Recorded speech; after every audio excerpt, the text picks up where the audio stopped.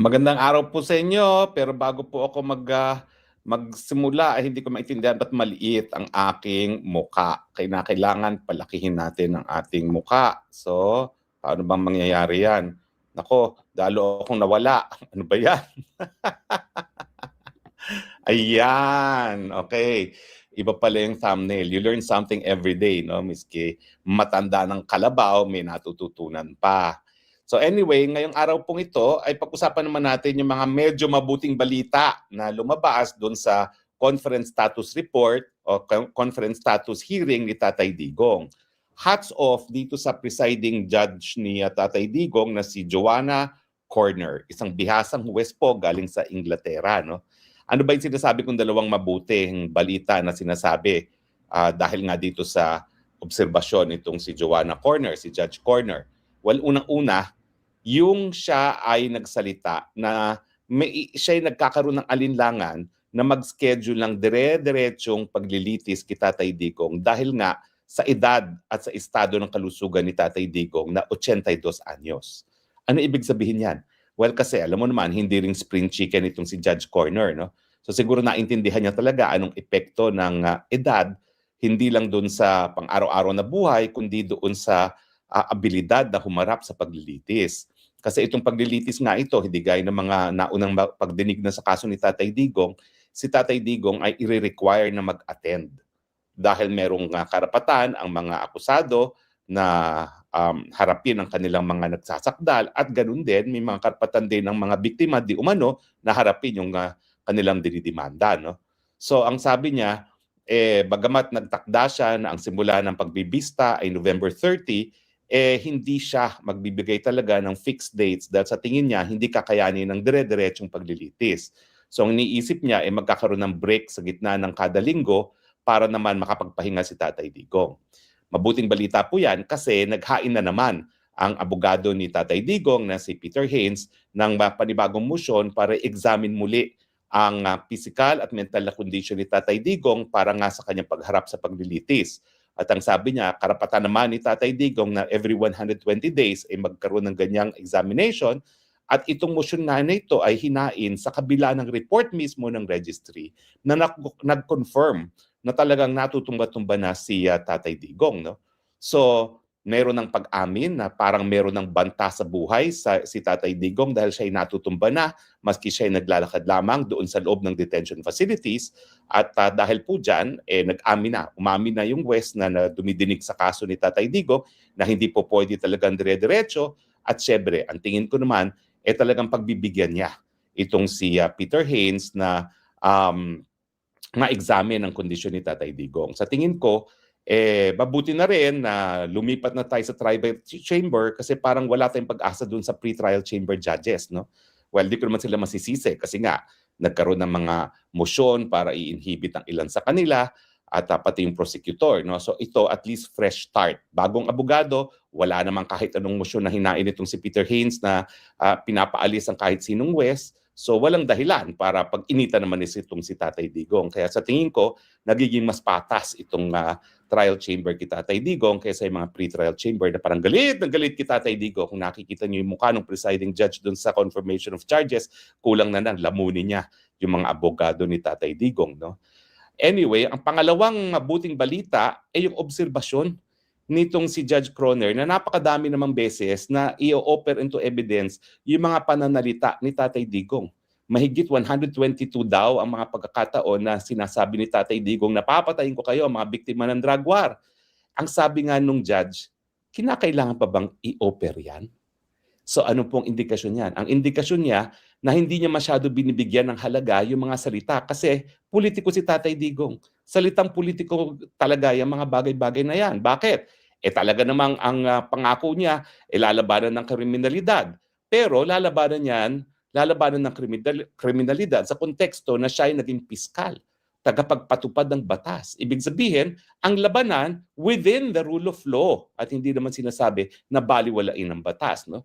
So sa akin, good news din yan kasi kinikilala nitong presiding judge ni Tatay Digong na kahit ilang beses pa ulit-ulitin ni Tatay Digong yung mga ganyang salita na papatayin niya ang mga nanunulak ng pinagbabawal na droga, yan ay salita lamang. At kinakailangan na ipakita talaga yung intensyon na talagang patayin or gawin yung sinasabi niyang pagpatay at hindi lang mga pananalita.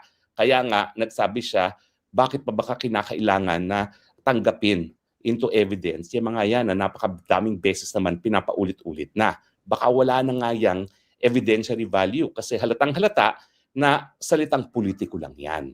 So mabuting balita po yan. So anyway, antayin natin ang susunod na mga kabanata. Pero so far, so good po. Ako po'y nakakatulog ngayon, kampante na itong si Peter Haynes at si Kate Gibson, ang pinakamagaling na mga abogado talaga na depenshan si Tatay Digong.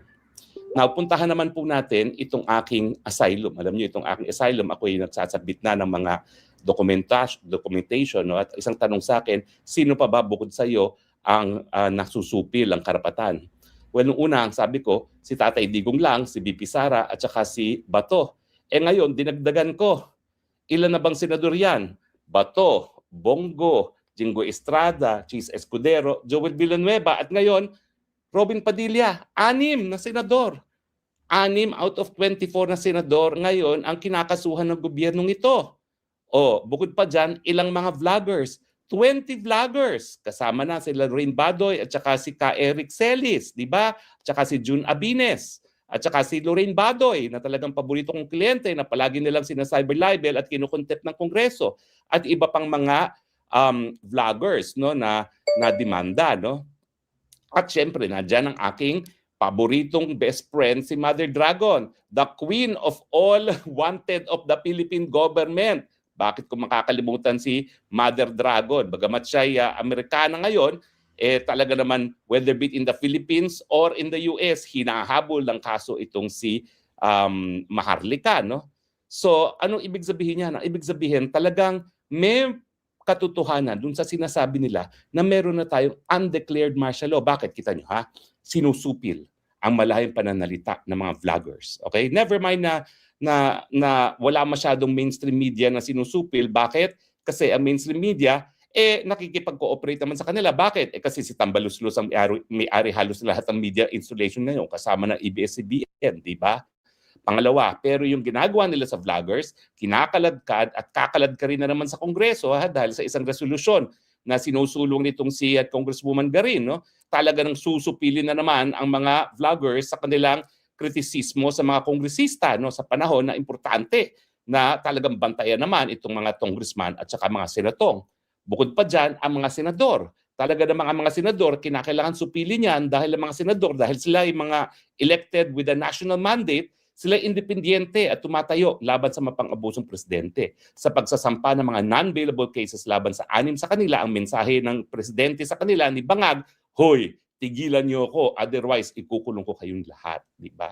So, meron pa. Siyempre, sa Kongreso, si Kong Biao Miao, anong nangyari? Dahil siya ay talagang bumibira at tinitira hindi lang ang presidente Bangag, kundi mga kasama niyang mga sa croc file na tinatawag niya, croc farm na tinatawag niya, ayan, hindi lang siya nasuspinde, meron pang kasong kriminal at meron pang possibility na siya ay ma-expel sa House of Representatives. At siya, wag natin kakalimutan, si favorite Vice Mayor ko, si Vice Mayor Respicio, dahil sa kanyang mga matatapang na salita, meron na rin kasong incitement to sedition. No?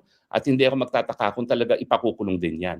So nakikita natin na yung panahon ng diktador na Marcos, ng panahon ng martial law, kung saan sinupil ang malayang pananalita, kinukulong ang mga kalaban, nangyayari muli.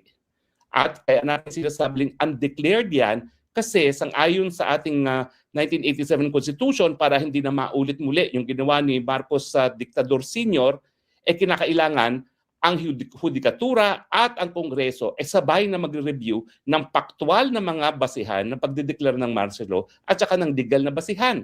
Ibig sabihin, hindi gaya dati na ang Presidente Marcos lamang ang nagdesisyon na dapat magkaroon ng martial law at tatanggalin yung karapatan ng taong bayan na magpiyansa habang sila ay linilitis. Yan po yung writ of habeas corpus.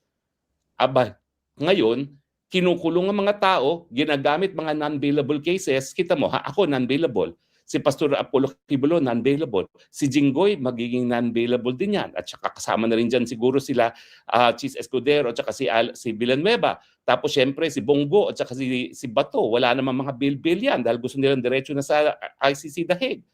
So para bagang suspendido na rin ang writ of habeas corpus dahil ang epekto ay kapareho ng kawalan ng writ of habeas corpus, kulong ka. Pero ikaw, ang pagkakaiba ng diktador at saka ngayon, ginagamit ang common crimes, ang pinakapaborito nila ay human trafficking and plunder para ikulong na walang piyansa ang mga kalaban ng gobyerno. Parehong epekto, talagang panunupil sa karapatang pantao, panunupil sa kalaban ng gobyerno, pero walang martial law na po pwedeng madeklara na walang legal na basihan ng hukuman at ang lehislatura. Di ba? Walang ya.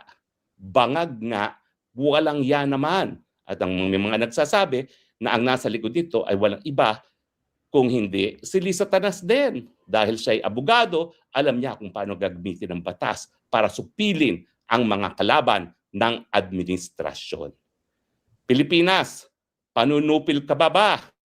Ako hindi na. Meron na ako non-bailable. Kaya sinasabi ko, tanggalin na natin sa pwesto ang mga bangag. Tanggalin na natin sa pwesto ang mastermind ng kurakutan sa Marcos. Tanggalin sa pwesto si Marcos Jr. Sipain natin siya gaya ng siniripaan natin ng kanyang ama dahil wala silang silbi sa mga Pilipino. Pag hindi pa kayo gumalaw para tanggalin yan, mauubos ang lahat ng mga naninindigan laban sa korupsyon, laban sa kurakutan, laban sa mga addictus benedictus. Pilipinas, kailan pa kayo gagalaw? Kung naubos na tayo, wag naman po. Sobra na, tama na, now na. Palitan ang presidente, iluklok ang nasa tamang pag-iisip, BP Sara Duterte, now na, not in 2028.